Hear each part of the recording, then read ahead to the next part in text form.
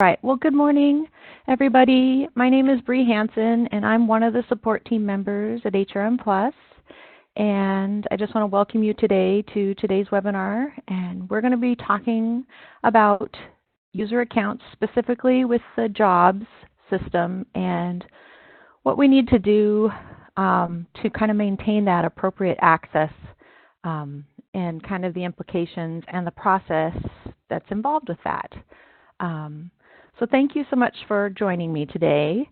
If you have questions along the way, feel free to use the chat feature in the webinar or to unmute yourself and ask your question. Because oftentimes, if you have a question, there's someone else in the group that has that same question. And, you know, I welcome them. I sometimes forget important information. So please don't hesitate to ask. You're not interrupting me. I actually appreciate it. So let's get rolling. Okay, so why, let's see if I can get my PowerPoint to, is it important to keep track of who has what management roles in our system? You know, from a support standpoint, Deb and I are typically the ones who handle most of the support within the district, with our districts. And we notice that some districts are amazing about keeping up with removing management access from users when they leave their role in the district or they go to a different role in the district. And then we have other districts that kind of forget and they just let that access remain even though the person's maybe retired or completely left or does something different within the district. And when you're dealing with data like the job application system, when you're not being proactive and monitoring those users and those management users specifically, there's potential to open yourself up to a little bit of liability. So it's really important that you schedule time to monitor those management roles. So what I mean by that is you need to take them away when a user no longer needs access to the applicant data. And I have some districts that are really good. They have set up scheduled times. I don't know what every district how it does, but some of the ones that I've worked very closely with have little binders, and you know they have that written down like their monthly tasks, their yearly tasks and stuff. And one of the things they have in their manual of their to-do manual, so to speak, is when they need to check roles and stuff, and they have like an annual time where they pull a list and they monitor and they remove. I have others that whenever they get a board recap and they have the listing of, you know, who's terming or changing positions, they make a note to go in and check access and remove roles if applicable. So those are some ways that you can set up a schedule to monitor management roles.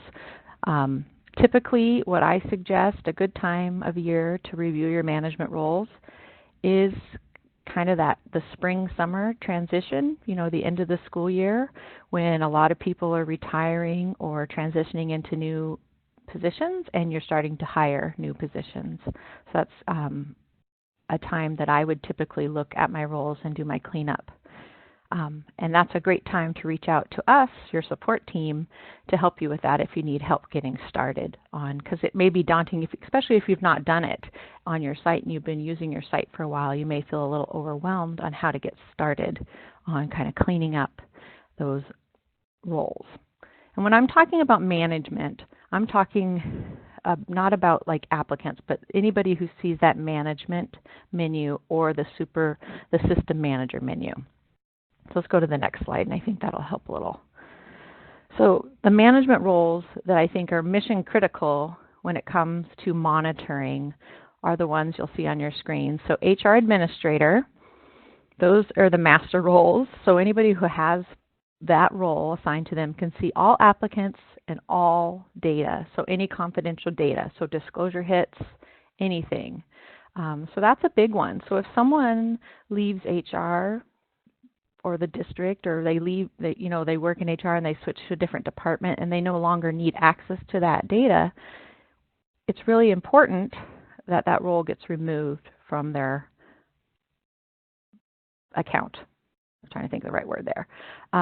If you're part of the co-op, the co-op users use the HR district admin role instead of the HR administrator role. And it's that same idea. It gives them full access to their district's applicants.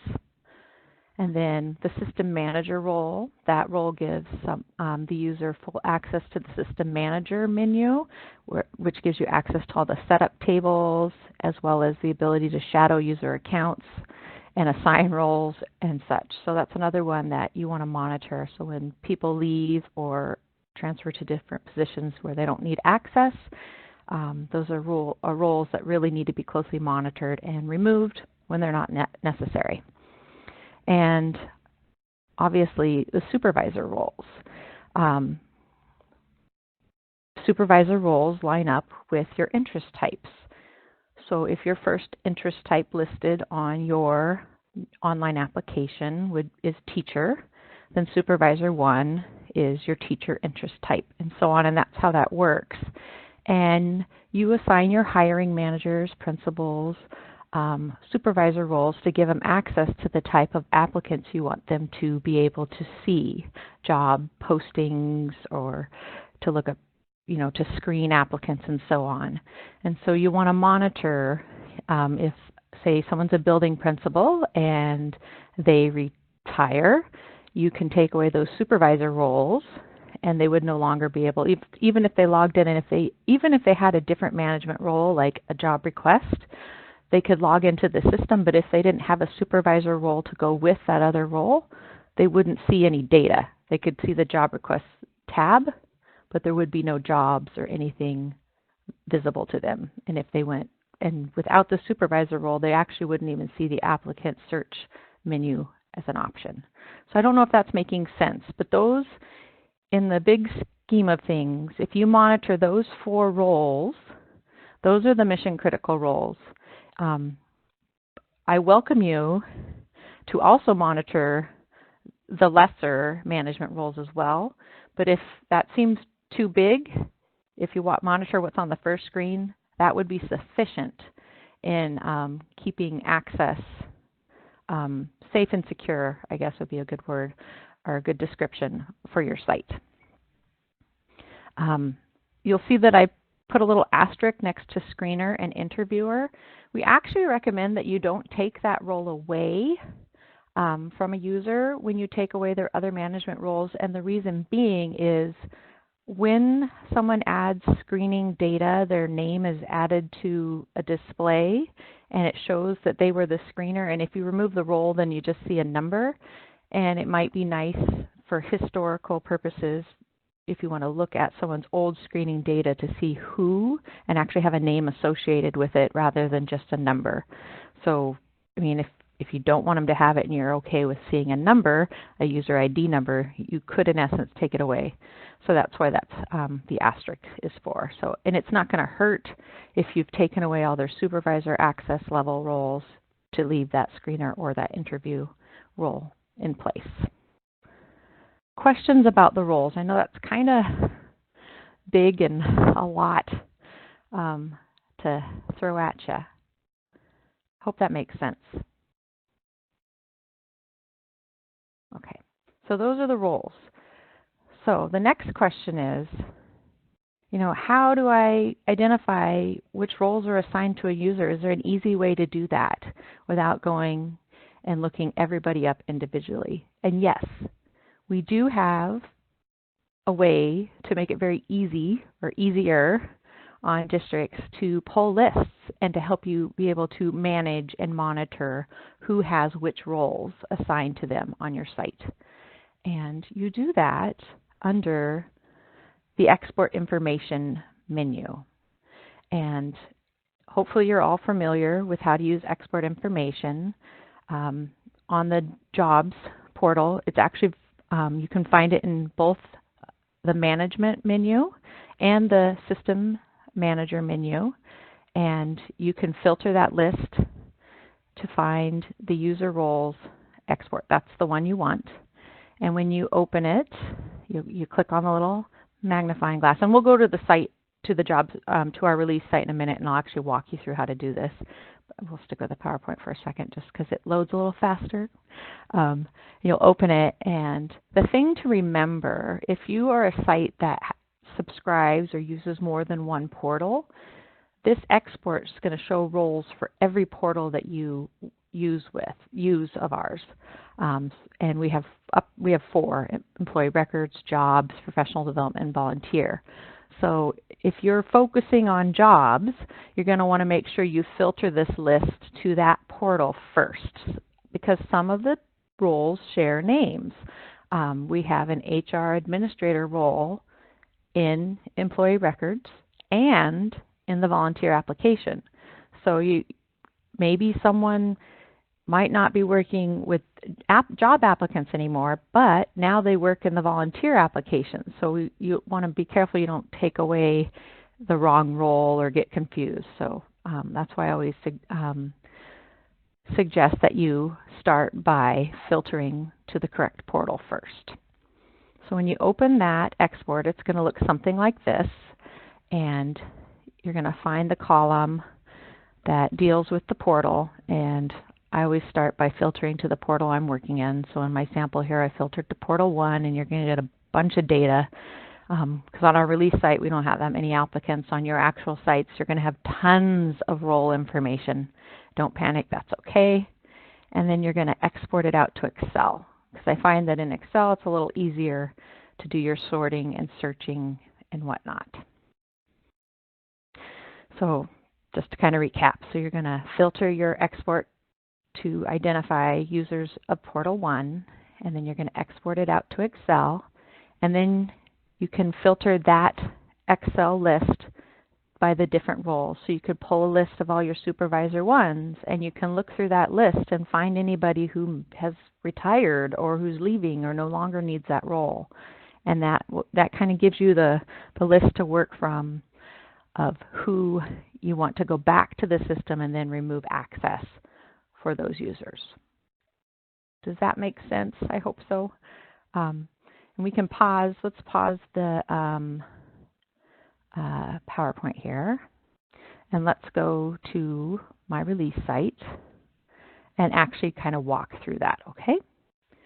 So like I said, export information can be found in 2 different places on the Jobs portal, under Management menu, and also under the System Manager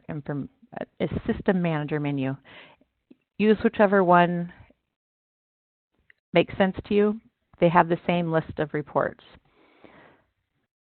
And like I said, it's always a little slower on the release site since we're broadcasting the webinar over the web. And you may have a filter like I do, so go ahead and clear your filter so your list shows up. And I like to type rather than figuring out what page my report's on. And here's my export, and I'm going to go ahead and open it. And I'm going to go ahead and I'm going to filter to portal 1, just like that. I'm going to scroll down to the bottom, and I'm going to export this list to Excel. And then I'm going to go ahead and open the list. And I got to drag it over to the other screen because I have multiple monitors here. Sorry. Come on here. Whoops. Come on. There we go. Okay. So this is my list, and we'll keep it real simple. We're just going to go and put the little filter on here and make it simple. Now I can, I like, you can get fancy and do you can filter the data, sort it however you like. Sometimes I get fancy and do stuff with pivot tables and whatever, but for today, let's say I just want to look at some things. So I'm just going to kind of check on some of my roles. And I mentioned those big ones that I like to monitor. So actually, let's start with the HR admin. This is a good one. And let's see, is this the right person? And on my release site, I only have 1 person, and he looks good to me. So I don't need to worry about that role. And I could go down, check system manager, all those others. Maybe I want to check my supervisor roles. I can go ahead and pull a list. I could sort these, and I can scroll through here and see, okay, supervisor 1, I know those are my teachers. That's my search specialist, that's my classified, and so on. And then I can go and see if there's anybody in here that I know that's maybe left or shouldn't have access anymore. And then I know who I might want to remove access for. Hopefully that helps and kind of shows you a little bit. Okay, so let's say now, what do I do now that I've identified my users? I have two ways for cleaning up roles for my users. One, which is my preferred method if I have a lot of people that I need to clean up, is to use the Assign Roles tool, or I can use User Accounts. And I'm actually going to go and show you on the site. I think it'll be easier than going through my PowerPoint. So on Assigning Roles, let's go back to the site. Come on here. Let's close this, return to view. Both of those tools are found under System Manager, under System Utilities. So Assign Roles is the first option that opens automatically, and then User Accounts is over here. The beauty of Assign Roles is you can see and remove a bunch of people kind of at once. So the first thing you always do is pick the portal you're working on. So some of you are only going to have one portal to select. Some of you have multiples. So we're working in the Jobs application. This is another way you can quickly check who has access as well if you don't want to go and pull the export. So if I wanted, an example would be if I wanted to see who has System Manager access, I could come here and pull it here. And these are all the people on my site that have that System Manager role. Well, let's say I want to change that. I don't want this person to have that role anymore. It's as simple as highlighting their name and then pressing the orange button below, and that role has been removed from their account. So if I take the time, I pull my export, I figure out who needs access removed, then I can simply come here, pick that role from the drop down, and then boom, boom, boom, highlight and click, and they go away. It's much quicker than coming to User Accounts, typing, finding their name, and so on. So you can quickly kind of clean up role access quickly. And then I can move on to the next role. So maybe I want to clean up my Supervisor 1 access, my teacher access. And I don't want, I don't know, who do I want to remove access from? Let's say her, right there. Same idea. Highlight the name and click on the orange Remove Role button. Simple as that. If you made a mistake, perchance, you could go and find their name by clicking on the first letter of their last name, finding them from the list, and then highlighting their name and adding them back. Simple as that. So then putting them back over there. So that's how you use Assign Roles to manage roles, either adding or removing.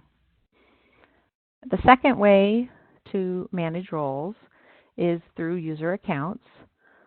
So let's say I wanted to clean up Mary Abbott. She has access. I don't want her to have access anymore. I start by clicking that pencil to open her record, and then I'm going to click the User Role button. And you're going to get a little screen like this that asks you to select which portal. And so we're working in Jobs. And here I can see which role she has. So she wasn't a supervisor, but let's say she was.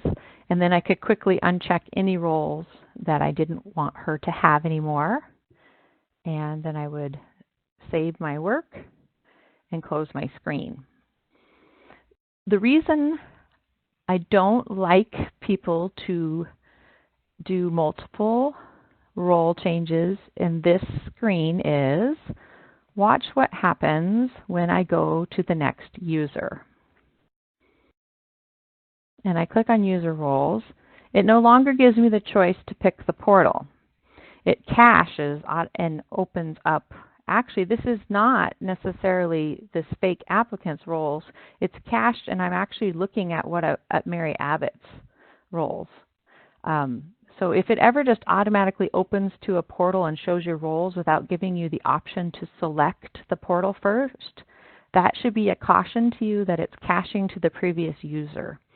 And if you are a multi-system user, the way to fix that is to click on a different portal and then come back, and it's going to show you their actual roles. And you'll see on this person, they actually are different. They're not an employee, and they're a substitute instead. So now I'm looking at their actual roles. We're working on an update so that it won't do the caching. Once we get everybody transitioned, hopefully with our big transition with SDS, we can get that screen fixed so that it refreshes on save, so you don't have that caching problem. But for now, keep that in the back of your mind that that's a potential issue. And we don't want you accidentally overriding someone's roles with someone else's roles. Okay? Questions? Let's go back to the PowerPoint and see if I'm missing anything important, because it's very possible. So we talked about how to remove roles through assign user. So, and I can send out a copy of my PowerPoint. It's going to go through these exact same things that we just talked about. I think that is it. Yes. All right. Does anybody have questions about managing roles?